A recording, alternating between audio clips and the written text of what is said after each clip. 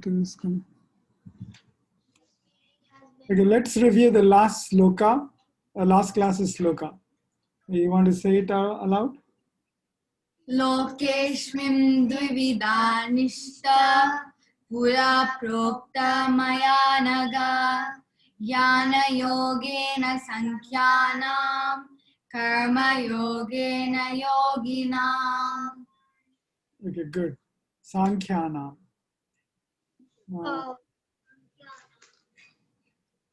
So what is the meaning? In our world, there are two paths. Okay. Like I said, There are two parts. the ones who follow knowledge are Samkhyas. The ones who follow action are yogis. No, karma yogis.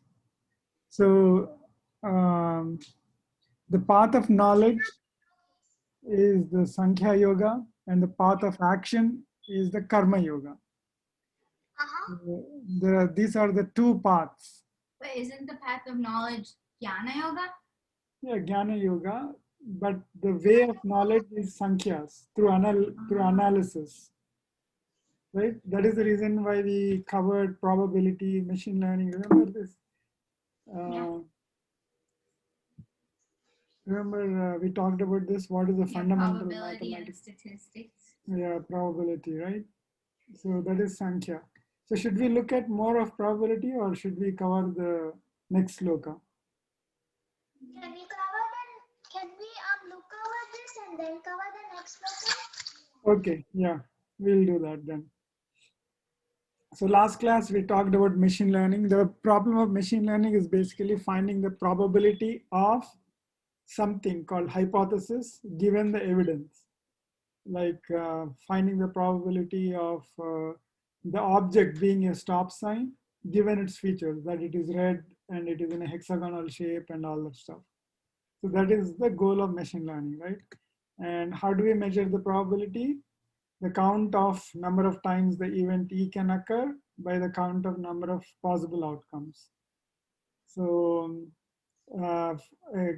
if you toss a coin, the probability of it turning heads is 1/2. 1/2, because the total number of possible outcomes is 2, heads and tails, out of which the event has only one outcome, which is heads. So it is 1/2. So the probability in general means that if you, as the number of outcomes becomes infinite, the probability of that event. So if you throw the coin infinite number of times, suppose there's a machine which keeps on throwing the coin. So what is the probability of heads coming up? Half the time? It is still half the time, right? Okay, so that is the interpretation of probability. And we measure the probability by this, counting the number of possible outcomes in the denominator and number of times the event E itself can occur in the numerator. So you all know fractions, right? So an example. So this is a spinner. You all know what a spinner is, right? Yeah. So what is the probability of spinning green? Remember in the fairs, we spin the wheel and then you can pick a gift for you, right? So suppose 1/4? Yeah, it is 1/4. Because there are four possibilities. The needle can stop in yellow, blue, or red, or green. So the denominator is 4, and out of which green is only just 1. So the numerator is 1. So the probability of spinning green is 1 out of 4, or what is 1/4? 25%. 25%, or 0.25, right? You all remember that, right? You know how to convert a fraction into a decimal, right? It is a decimal. Yeah, that's a decimal. So a decimal can be converted into a percentage also, right? 0.25 is 25%. So the chance of occurrence of an event, if it is 0, then it is impossible. The event cannot occur at all. And if it is 1/4 or 0.25, it is not very likely. It is possible, but it is not very likely. It is half or 0.5, then it is equally likely, because just like heads and tails. It is 3/4, then somewhat likely. And if it is 1, then it is sure. We are sure to get heads. So can you tell me if there's a way to get heads always? Take off tails. Make Yeah, both that's sides it. heads. Yeah, make both sides heads. One out of Oh, one. yeah, if both sides are heads, then we are sure that it's going to turn up heads. So that is the certain case. How about 3/4? The probability that it might come 75% of the time it turns heads. Kind of. Almost certain. Yeah, that's right. But how can you make a coin turn up heads 75% of the time? Make it have 4 sides and have 3 of the sides be heads and 1 of the sides be tails. That won't be a coin anymore. Can you think of other ways? One side would be heads and the other side would be half heads and half tails. No. So you couldn't tell what that would be. Yeah. But if you throw it like this, not as far like this, Yeah, throwing, the way you throw it. Yeah, like if you throw it down like you would throw down a bouncy ball, since it's not a bouncy ball, it just lands flat. Yeah. Oh, so you can throw it slightly tilted one way and drop it like this way. Right. It's more likely to fall like that. So, and the other way? Can you think of any other way? Make the ground more bouncy or something. You can make the ground bouncy. Even if you cannot make it like 75% always heads. What else can you do? Okay, think in terms of making the coin. How can you make the coin? You make the coin with the metal, right? So can you make the coin such a way that? Yes, I can make. Normally it would be both 50%, 50% heavier. I could make part of this one would be 25% heaviness, and this and the other side, which is heads, can be 75% heaviness. Exactly. And it'll prefer to fall on the Right. heavier If the side. tail is heavier, tail side is heavier, it'll turn up head. It'll turn up heads, right? So you basically bias the coin. So maybe put a lot of aluminum on the top and the other heavy metals on the bottom, because the coins are made of an alloy, right? Can you just call it like, but since the coin's this thick, then I can call it right in the middle. So then it would be equal on both sides. Yeah, that's how it is made normally, but you can bias the coin by putting heavier metal down to the tails and lighter metal on the top. So that way it becomes biased and you get 75% of the time it can turn heads. So you get the idea, right? That's the idea. Now how about rolling a dice? Well, we can make all sides even. It's 50%. Yeah, I know. So this is not biased dice, just a regular dice. So what is the probability of rolling any number? Let us start with the first. What is the probability of getting a 3 on a dice? 1 out of 6. 1 out of 6, right? And how about the probability of rolling an even number? 1/2. Why? Because there's only 2 chances, odd or even. Right, odd and even. Yeah, you get it. You're really smart. You're good. That's right. And how about this? Probability of black. Half. Right? Agree? Yeah. There's just black and white. Half of it is black, so it is half. How about probability of 1? 1/8.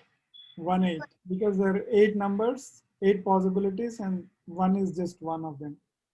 1/8. How about odd? 1/2. 1/2. How about prime?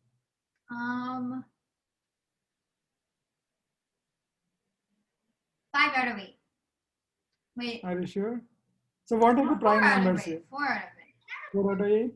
Yeah. Are you half. sure? So what are the prime numbers in this? Oh, 1. sorry. Yeah, 5 out of 8.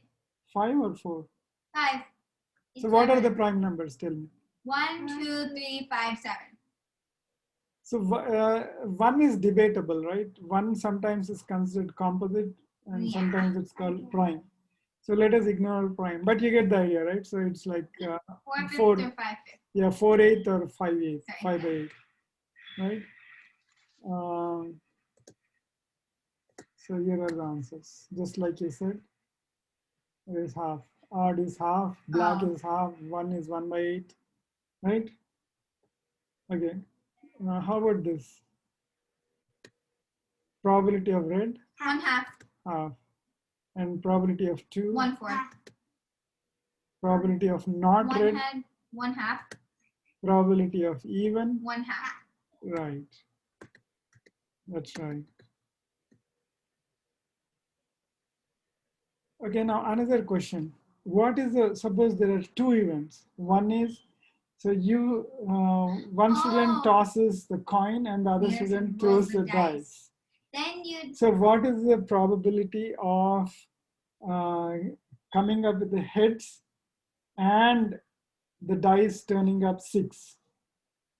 I think you'd it's the same thing. The possible outcome of outcome and the thing you want. So Yeah. you'd So first tell me, will the probability be less than the individual probability or more than the individual probability? less. Why? So there's more things you're depending on. Right. You get it? Yeah. Because we are depending on more things, right? It's so if it is just one event, then it's less. But if you want more things to happen, then the chances are less. So what is the chance of getting a rain? It is something. What is the chance of getting a thunder? It is something. What is the chance of getting both together? It is much less than either of them. Right? Yeah. Right? So what is the formula then? It would be more formula for if it will be less or equal, or formula for the actual event. The formula for the actual events to happen, both the events to happen together. Same thing, number of possible outcomes over number of the outcome that you want, number of outcomes that you want. Okay, but these two events, is there any relation between the two events? Throwing a dice and throwing a coin, They're flipping both a coin? chance. Yeah, chance, but what does one outcome depend on the other? Yes. How? No, not really. No. Yeah, they are totally independent, right? Yeah. So what is the probability of both happening? Getting a 6 on dice and getting a heads on coins. 1/12. How and why? Because it can be, so you have heads and then 1, 2, 3, 4, 5, 6. So that's 6. Tails, 1, 2, 3, 4, 5, 6. Another 6. 6 times 6 plus 6 is 12, or 6 times 2 is 12.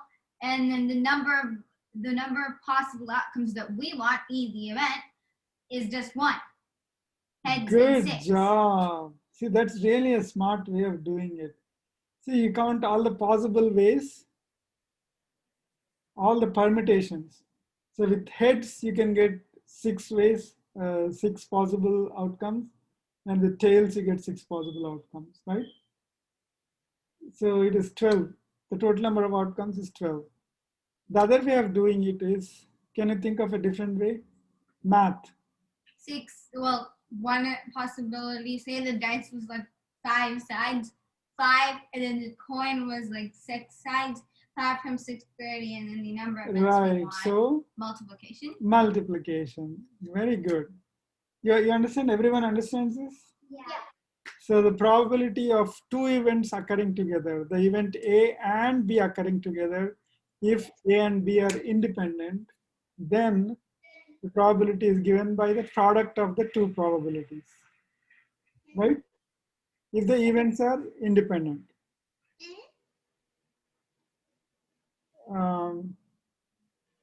Now, what if the events are not independent? Like thunder and rain, are they dependent or independent? Somewhat dependent. Somewhat dependent, right? Because if there is rain, there is a chance, there is an increased chance for thunder. Yeah. So they are dependent. So what do we do in such cases? Then we change it when we find out if it's main. So that gets a bit complicated. And that's where our famous mathematician, whose name is, can you Albert guess the name? Einstein wasn't a mathematician, but He was a scientist. American one or Indian? So what is it, Aditi? Albert Einstein? Albert Einstein. Good guess, but no, this person is before Albert Einstein. Wait. Oh, then wait. And the person is Bayes. Oh, I Yeah. never knew him before.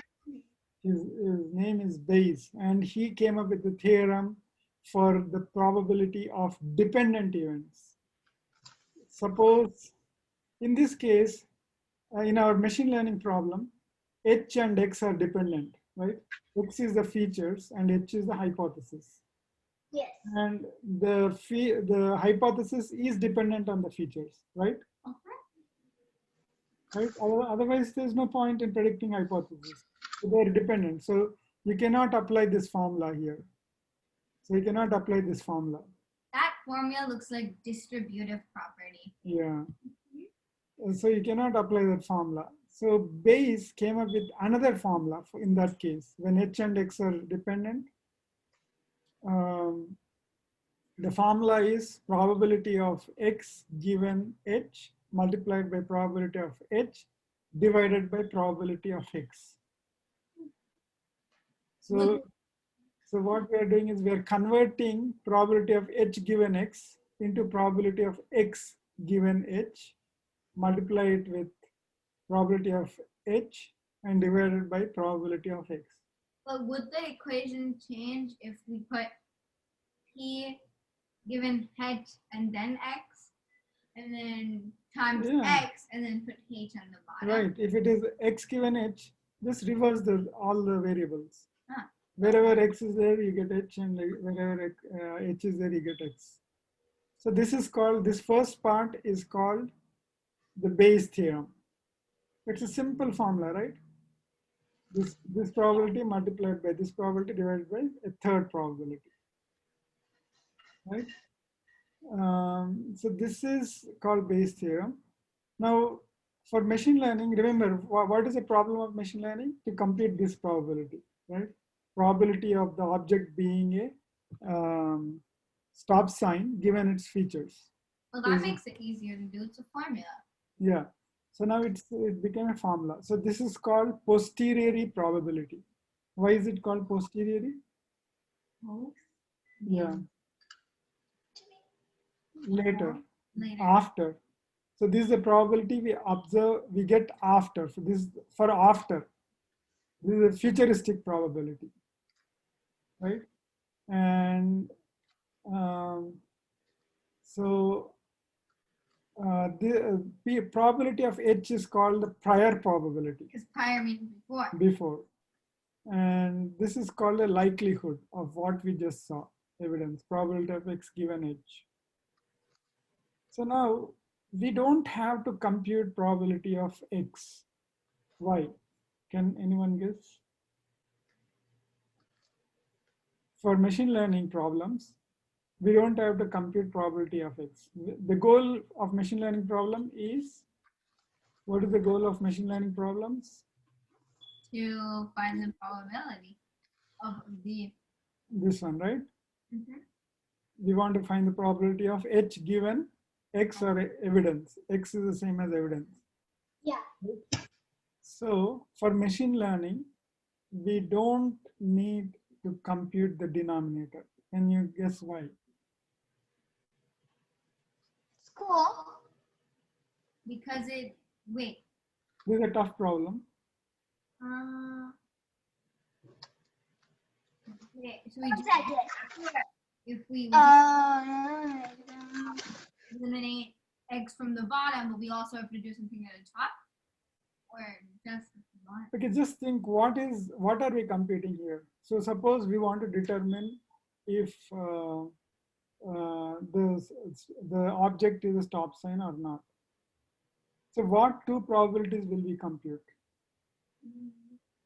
The probability the probability it is a stop sign and the probability it isn't a stop sign. Good. See, you're pretty good. So that's right. We compute two probabilities for the two hypotheses, right? There are two hypotheses. One hypothesis is that the object is a stop sign. The other hypothesis is that the object is not a stop sign. So, what is the formula for both? Do you see any common items in the formula? Well, one common thing is that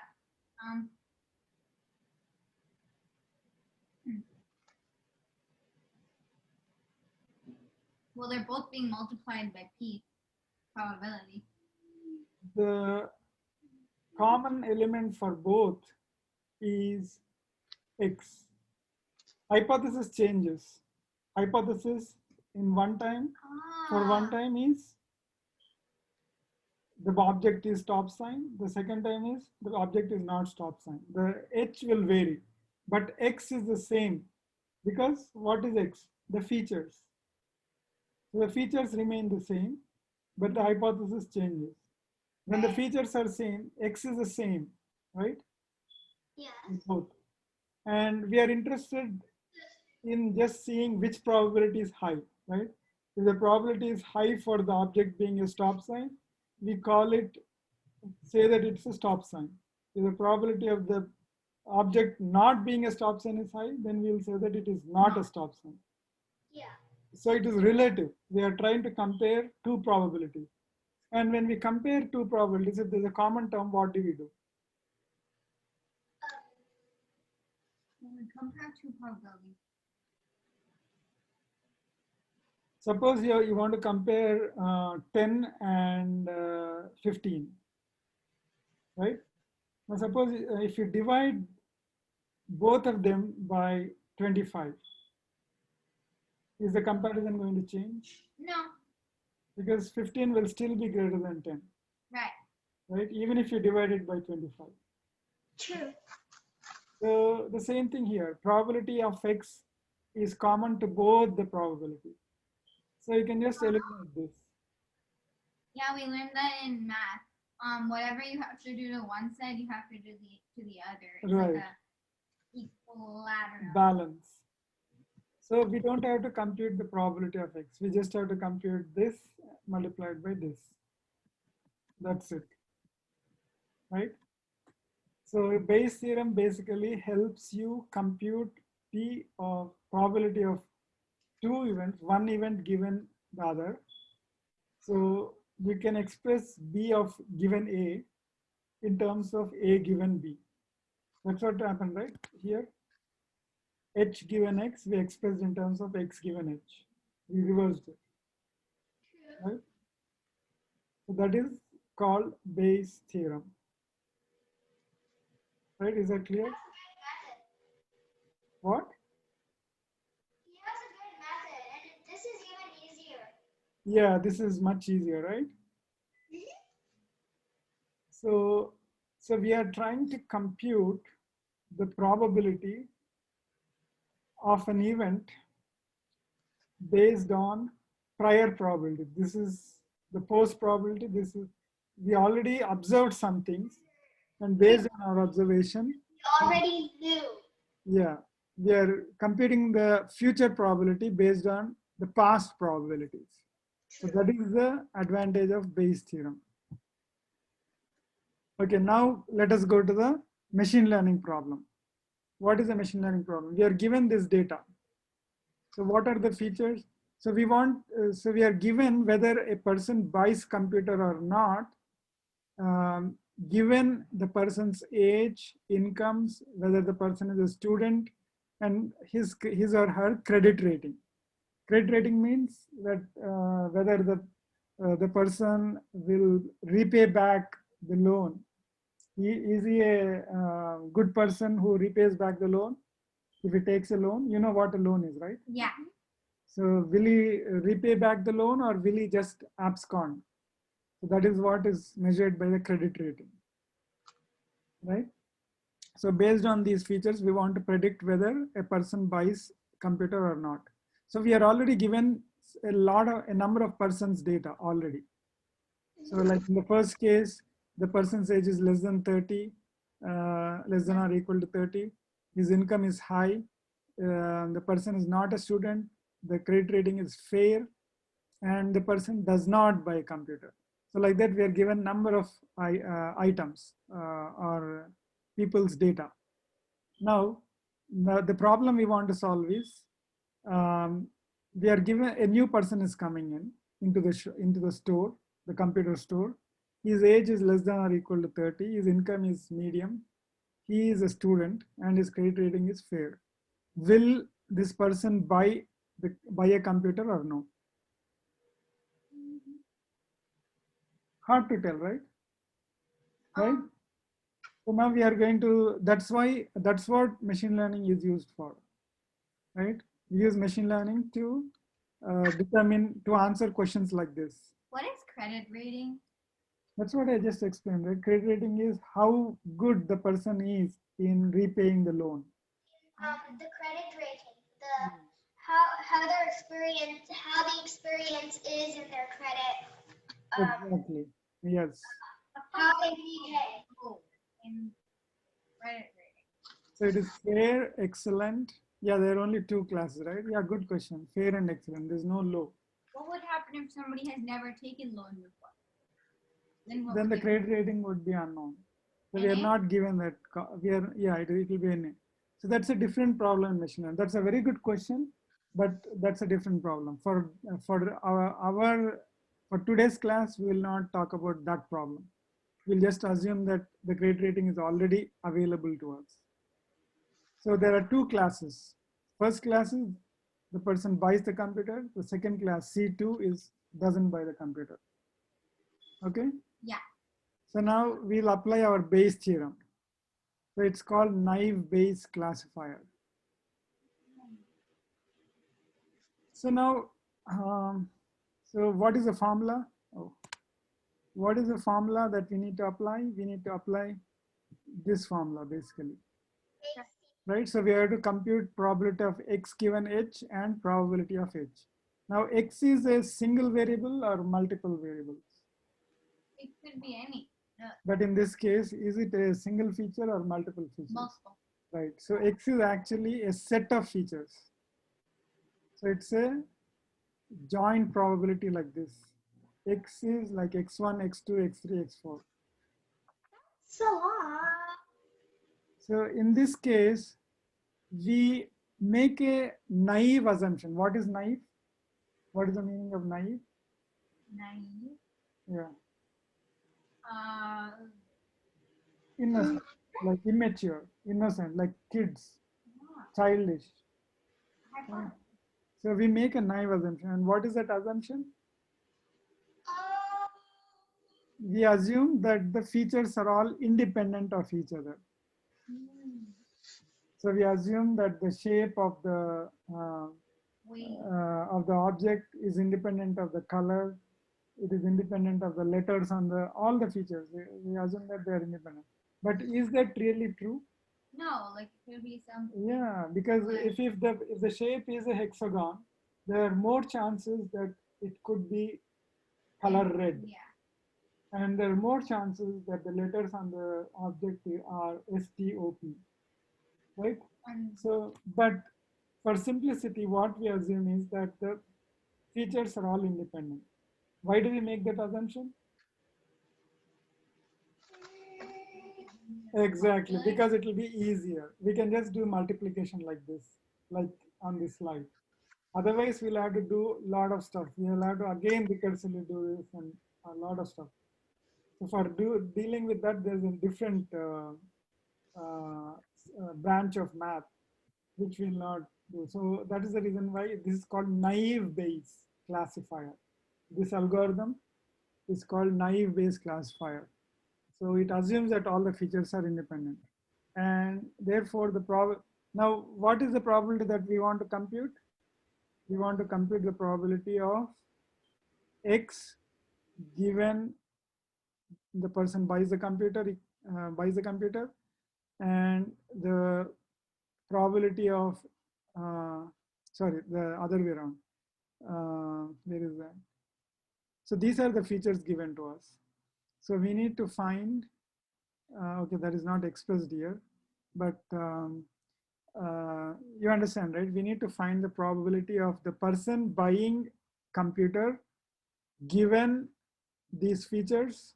How many features are there? 1, 2, 3, 4. 4 features. Given these 4 features. Income, student, and credit rating. Yeah. And then the probability of the person not buying the computer given the features, right? Those are the 2 probabilities we want to compute. So first is probability of edge that we have to compute, right? From this formula. Probability of edge is same as probability of C. Class, hypothesis, label, they all mean the same. So what is the probability of C? So probability of the person buying the computer is, how do you compute that? By looking at this table. What will be the denominator? Total possible outcomes. Which is no So, or yes. So there are how many rows here? 14 rows. Yeah. There are 14 rows. So how many possibilities are there for the person to buy computer in this example?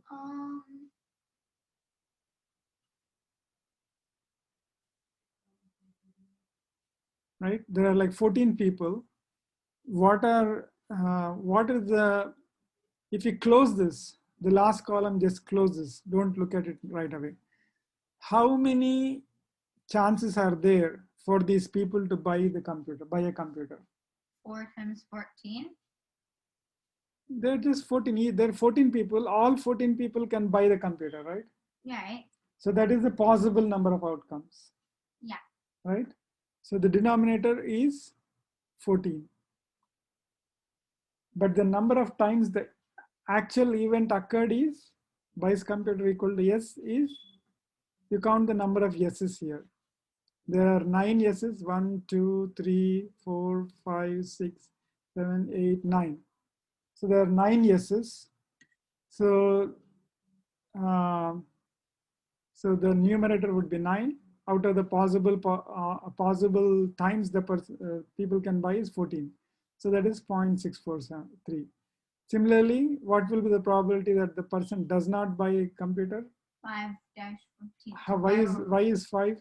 Why is because it 5? there are 5 no's on the chart. Right. There are 9 plus 5 is 14. There are 9 no's on the chart. So you understand how to compute the probability of buys computer, right?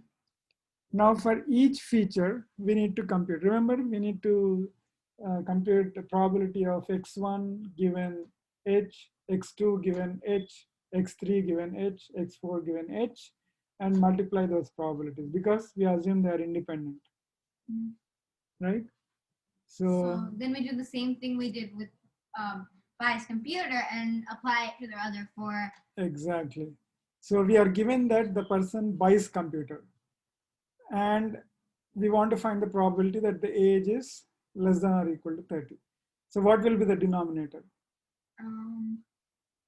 Always start with the denominator. The denominator would be 14 because we have 14 amounts of data. But we are given that the person buys computer. Huh. We're already given this. See, remember this symbol means given. We are given that the person buys computer. Okay, so out of 9, because there's only 9 people. Yeah, so we already know that there are only 9 people who buy the computer out of all these number of people. So the denominator is 9. And out of these, how many of them have age less than or equal to 30? 2. They are just 2, right?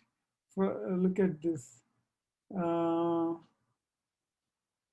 So there's, where is that? Yeah, this case, when the age is less than or 30, and this case, when the age is less than or 30, right? Also, all you don't need to test everything because you only have to test what X's features are. Right.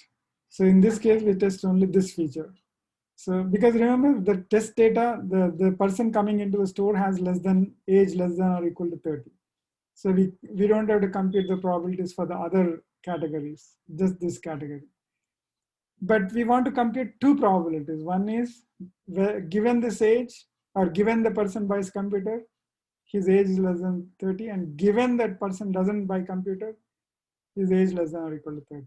So in this case, buys computer equal to no. How many possibilities are there? The opposite, which is 5, right? Here, the numerator here will become denominator here.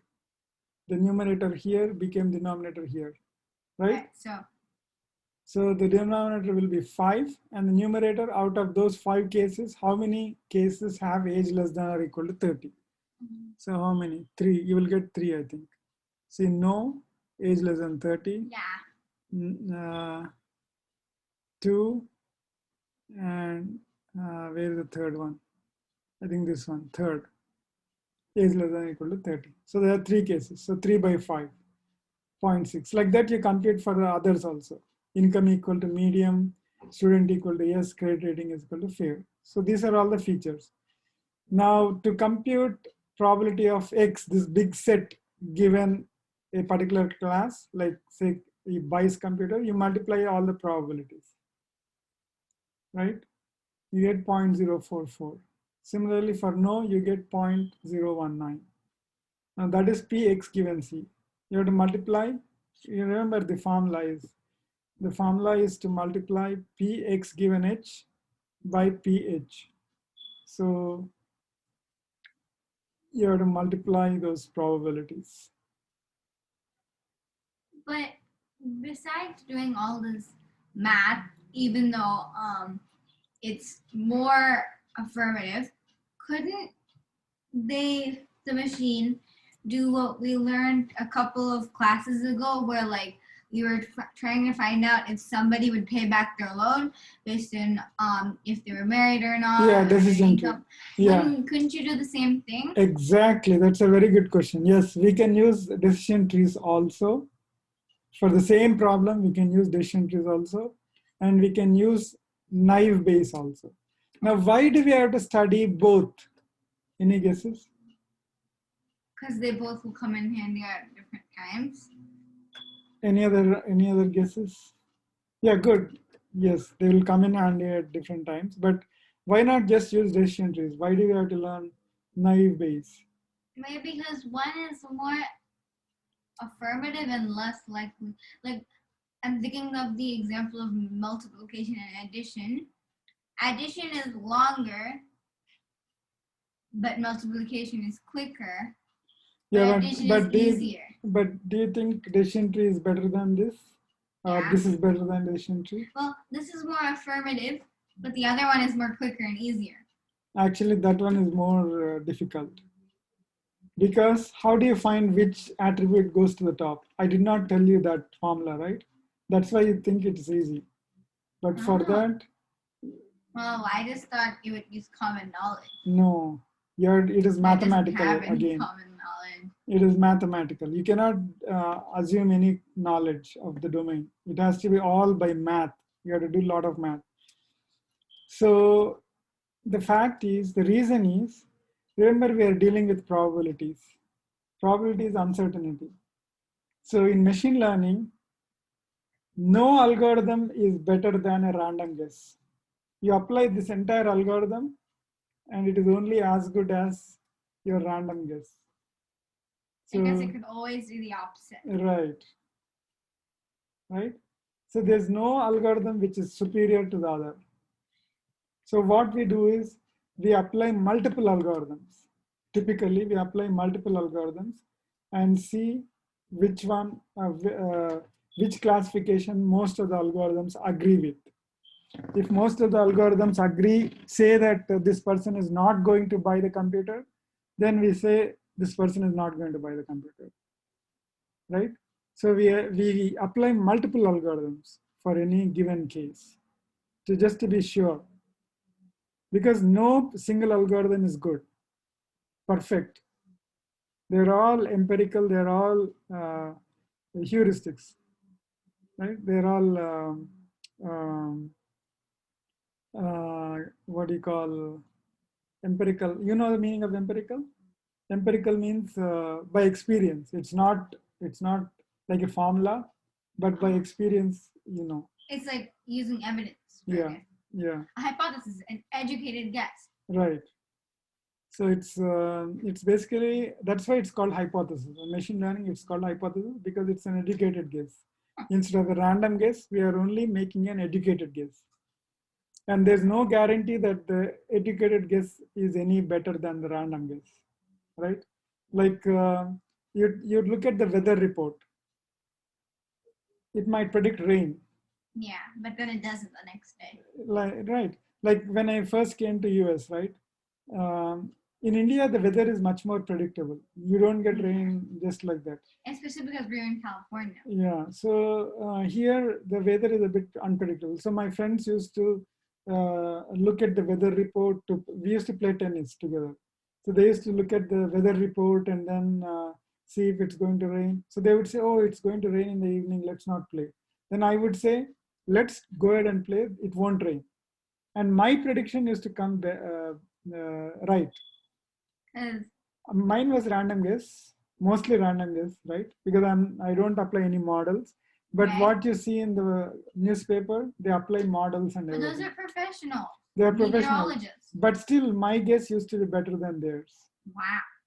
Right? So that's why random guess could sometimes be better than educated guess, like in this case. So that is the reason why you need to apply multiple algorithms to reduce the chances of incorrect prediction. So that's why we'll do all this. Yeah, but what if for decision tree, we get he's not gonna buy a computer, and here we get he is, then we apply a third algorithm. Remember support vector machines? Uh-huh. That's the third algorithm. We apply a third algorithm. And then keep break on the going. tie. Yeah, to break the tie. Huh. Right? So you see how the probabilities are computed. Now the probability of the features. Now the final probability, for the final probability, you'll have to multiply P of x given C by P of C. Right? So you multiply the probabilities. In the first case, you get 0.028, and the second case, you get 0.007. That means the person, which one is higher? The first 0.028. Yeah, the first is higher. So that means we conclude that the person buys computer. Huh. See? Isn't that cool? Yeah. Just numbers. Right? You understood? Mm-hmm. Okay, now let us go to the sloka. This is an interesting sloka. It's so it goes like this. Annad bhavanti bhootaani parjanyat anna sanbhavaha yajñat bhavati parjanyo yajñah karma samudbhavaha. This is the 14th sloka in the 3rd chapter. This is the chapter number. This is the number of the sloka. Sorry? That's a Sanskrit number 3. Yeah, this is a Sanskrit number 3. Just 3rd. like ours. So this. Actually, I was the one after 3, after the dash. I see the one right here, right? Yeah, the one you're looking at. That's 1. And it looks like Yeah, 4. this is 1, this is 3, and this is 4. Uh-huh. So yeah. But if you move the bottom part of I it. kind of remember the Sanskrit numbers. Yeah, good. Okay, so so annat, what is annam? Food. Right. Right. Yeah, annat means from grains. At means from. Isn't rice a grain? Yeah, annat means from rice basically. Huh. Bhavanti. Bhava means. Bhava means Sukhi bhava means what? Sukhi bhava. Bhavantu. So what does bhavanti mean? Bhava mean. No, Sarvejanath Sukhino Bhavantu means may everybody Yeah, everybody be have happy. it's So, like good. bhava Happy. means be. Yeah, be. I think Bhava, Bhavanti means grow. bhava means happen rather, happen. So Sukhino Bhavantu means may happiness happen to you, like that. So in this case, Bhavanti means happens. In this specific case, you can take it as grow, because grains grow, they don't happen, right? Yeah. So that's why the meaning given here is grow, but actually bhavanti means basically happen. Bhava means present, bhava. Bhuta bhavishyat. Bhu means earth. Yeah. So bhavanti means grow. Bhootaani. Annat bhavanti bhootaani. Bhuta means it can be any of the five bhutas, panchabhutas. What are the five bhutas? Fire, water, wind, earth, space. Good. See, those are the five panchabhutas. Okay, but in this case, what bhuta is appropriate? We have to interpret the meaning. Body. Earth. Earth. It's growing. Yeah. So the bhuta that is applicable in this case is the earth. So always Sanskrit words have meaning and also the context. We cannot divide one from the other. You should always look at the context to derive the meaning, in Sanskrit particularly.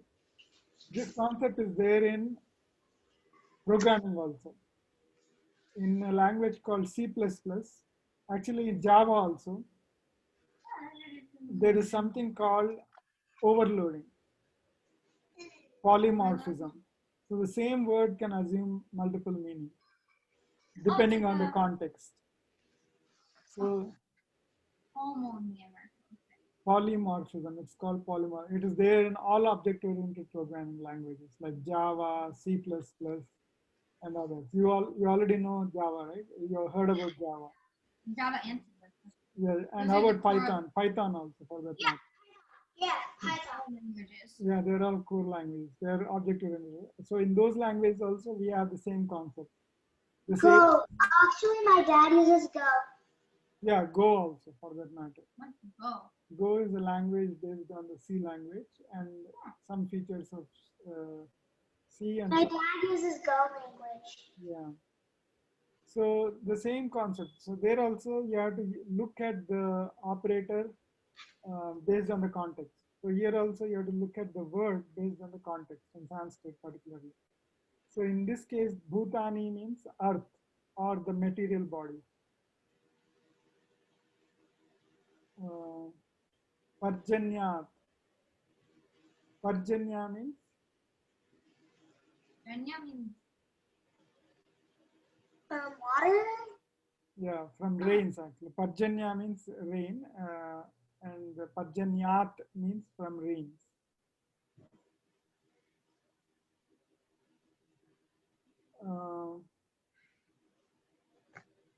So 1 second. In this case, the context is a little different actually. We have to look at the meaning, right?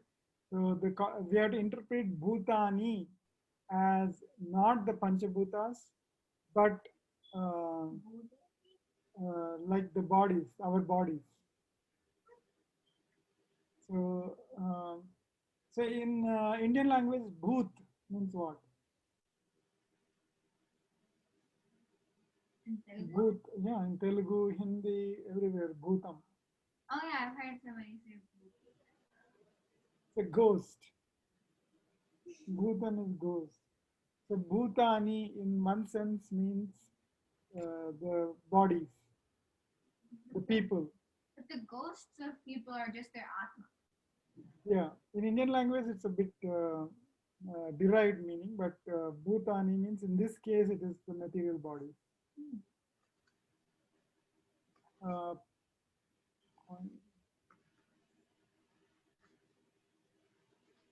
Parjanya means rain. Like remember when we there are some mantras. I don't want to repeat them now, but if you have you would have heard this word in temples, Parjanya. But wasn't rain have a different meaning, like vyom? Vyoma is sky Yeah. or space. Vrishti or something. It was in the Aditya Hridaya. Yeah, there are multiple words. Yeah. Yeah. So yeah, vrishti also means rain. So It's in the Parjanya, fourth sloka of the Aditya Hridaya. yeah. Ghana vrishti apam mitro. Vindhya Vidha Vidha. So Parjanya is another word for rain. So from Parjanya means from rain. Anna again means food grain. Sambhava. See again the bhava is coming. Earth? Bhava means so Happening. yeah, happening from. Sambhava means happening from. That means production. Moving forward. Yeah, moving forward. Sambhava, production. Yajnat. Vidya. Yeah, from the performance. Yajna typically includes sacrifice. I read a story about Nakulu who met Yama, and so his dad did some yajna, and he was giving away like cows. Nachiketa. Yeah, Nachiketa. Nachiketa. That is the Kathopanishad. That whole story of Nachiketa and Yama and the questions that Nachiketa asks and the Yama answers. So all that is part of an Upanishad called Kathopanishad. Right? So yeah, that's an interesting story also. So yajna means from the performance of sacrifice. Typically, yajna is associated with sacrifice. Bhavati means again, the bhava word is coming again, happens or becomes possible. B. So did you see the same bhavanti here is grow, the same bhavanti becomes possible. Two different meanings. Well, B could be literally any verb or action word. Yeah. So it all depends on the context. You have to interpret it. Again, Parjanya means rain. Yajna, performance of yajna. Karma, karma your duties, actions, prescribed duties. Samudbhavaha, the same word, sambhava, sambhava, samudbhavaha, same thing, similar thing. Samudbhavaha means born of, born from. So what this means is all living bodies subsist on food grains, which are produced from rain. Rains are produced from performance of yajna, and yajna is born of prescribed duty. So, what is the root of our existence? Thank you. From this sloka, what is the root of our existence? What is the cause? What is helping us to survive? Yeah, action basically, karma. Yajna is from action. So, karma is the root of our existence. We are living because of our karmas, of our actions. So that is why actions are very, very important. I thought the three yogas were all equal. They're all equal, but in this case, they are highlighting the importance of just karma yoga. Will there be And slokas that just interestingly, the next sloka, which we will not cover in this course, in Krishna tells that uh, action itself comes from Vedas. which is knowledge? Which is Jnana knowledge. yoga. Exactly. Oh, So they're all dependent. it's like they're all connected, just like we found out that everything in the world, including machine learning and the Bhagavad Gita, are all connected. Yeah, it's all connected. So in this sloka, the importance of karmas or actions is given. So the importance of karma is that our existence depends on our actions. Action is at the root of existence. So we live on food, and food is grown from rain. Without rain, can you get food? No. If there's famine, there were times in the olden days when there was famine, no rains, no rain, drought. That happened in California a couple years ago. But fortunately, California, though is impacted by drought, we import food from a different country, from Mexico, from different states, from different countries. Especially above us, there's really fertile soil. Right. So that way we are safe. But in olden days, that was not the case. The transportation was not all that good. And then people used to die out because of famine. So without rain, there's no food. So we live on food. Food comes from rain, and rains are produced from sacrifice. Rain, all the elements, rain, you have to propitiate. Propitiate means please them, please the gods. That is the belief. In one of the Krishna movies we watched, Krishna's neighborhood is performing a yajna to Lord Indra so that he will give them rain. Right, Is exactly. that the same thing? Right. So we have to, even today, it is because of the yajna, sacrifice. Yajna, you can think of it as sacrifices. So the sacrifice could be like real homam and offering food into the home and all Or that. the sacrifice can just be like meditating. Yeah, yeah, just sacrifice your favorite thing. Like people go to a place called Kashi. If they go to Kashi, they they usually give up on their one of the favorite things that they like. What does that mean? Sacrifice. Yeah. So this is sacrifice. Suppose somebody likes sweets a lot, so they go to Kashi and then they sacrifice sweets. Forever? Forever. Wow. So it is because of the sacrifices that. Is Kashi like those like meditation camps you were talking about? No, Kashi is a place for Lord Shiva. It's a very holy place. I guess that's why they sacrifice something. It's not good for bad people to be eating because of those fish. No, that's not how you look at it. In fact, Buddha is also from Varanasi. Today it's called Varanasi, but in olden days it was called Kashi. It's the same. So Buddha is also from that place, Varanasi, Kashi. So yeah, sacrifices are very, very important. So another way of sacrificing is, so what do you do in sacrifice? In the traditional yajna sacrifice, like we go to the Sankatarajata, the homas, right? What do we sacrifice there? The homa is like a yajna. Oh, like when they have that big. Yeah, they have like a brick thingy, and then they pour oil there. So what do we sacrifice there? We have fruit. Yeah, we put fruits. We put modakas. We put puffed rice, right? Poha, like poha. So much stuff we offer. So that is a sacrifice. So the other way to any other ways you can sacrifice to God?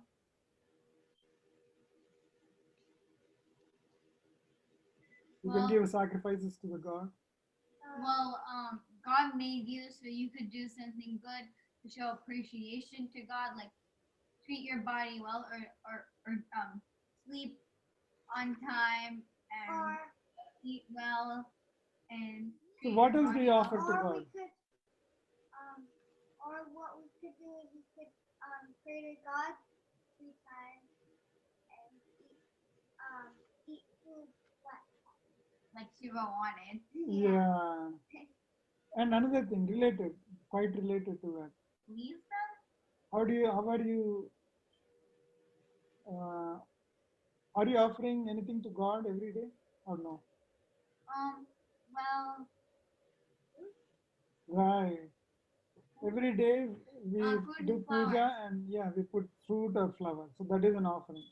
And after offering it to God, do you throw it or what happens to it?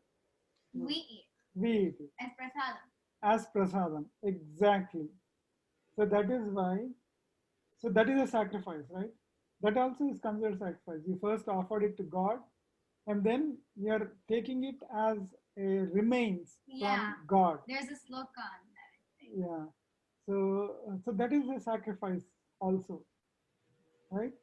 So a simple yajna that you can do is basically offer every food that you eat to God first, and then think of whatever you are eating as leftovers from the prasadam. Whatever God has taken, the leftovers you are eating. Think that in the mind. old music teacher, whenever we gave her the money for the music lessons, she would put it to her eyes and then put it in front of God. That's what I also do, even today. Any money that comes to me, I put it near the God. And I only say, then any this check, any cash, any finance like credit card. So I put it near the God, and they only then use it. Similarly, any new item that we buy, Yeah, uh, like before we did the Amava Puja for me, we put the bangles and the dress in front of Amava. yeah, everything that you use in this world should be treated as prasadam, the leftover, offer it, whatever is left over after offering to the God. That thought is very, very important. That is because people are still doing it, if not to God, at least, see, we are all gods also. There's God inside us. This Jivatma is basically from Paramatma itself. Yeah, it's said that Krishna lives inside your soul. Right. So each one is God. So you can either offer it to the God or offer it to um, people, other people. So some in Western cultures, this offering to God is not there, but they do offer things to others. Yeah. They give gifts without expecting anything in return, right? They do a lot of sacrifices. I mean, because of those sacrifices, we are still getting rain in reality. Really? Yeah. See, like if everyone is good, then the government is good, right? The whole government will be good. Why are all these laws which put people in jail? Because some people are bad. Wrong. Because some people are bad. But if everyone is good, then the government will also be good. Because there would be nothing to think about. You wouldn't even get the idea of putting those laws. Yeah. What is above the government? But And the world government? yeah, well, the nature also, right? The universe, the nature, God. and then God. That's all God. And finally God. So if everybody is good and offering yajnas, Then then the nature will also offer yajna. then the nature will be good to you also. So we were being bad to nature, so nature put us into coronavirus. Yeah. But in Rama's time or Krishna's time, there were a lot of people that were good to nature. Yeah. Even the Raksasas were pretty much okay with nature. It was just other people. So Bhumi Devi didn't do anything. There was not many diseases, and everybody was happy. Yeah. So that is why the importance of yajna. Yajna, when you do yajna, sacrifice and be good, think of everything that you get as leftovers or from God. Then you are doing yajna, and then when you are doing yajna, you cannot do anything bad. And when you do nothing bad, then the nature is happy with you, and the nature will give you rain. The rain will produce rice and food, and from food you subsist. Yeah, there was a sloka on that in when we learned French now. There is a sloka about saying that all of the things you get are all because of God. And they all are really God. Yeah. So see how much meaning is there in just 2 lines of the sloka. Every sloka has so much meaning, so much profound knowledge in every sloka. Right? Okay, it's past 8, so we'll continue this sloka next class also. So let us end with our prayer. Asatoma Satgamaya Tamasoma Jyotirgamaya Mrityorma Amritangamaya. Om Shanti Shanti Shanti. Sarve jana sukhino bhavantu. Samasta sanmangalani santu. Okay, see you in the next class.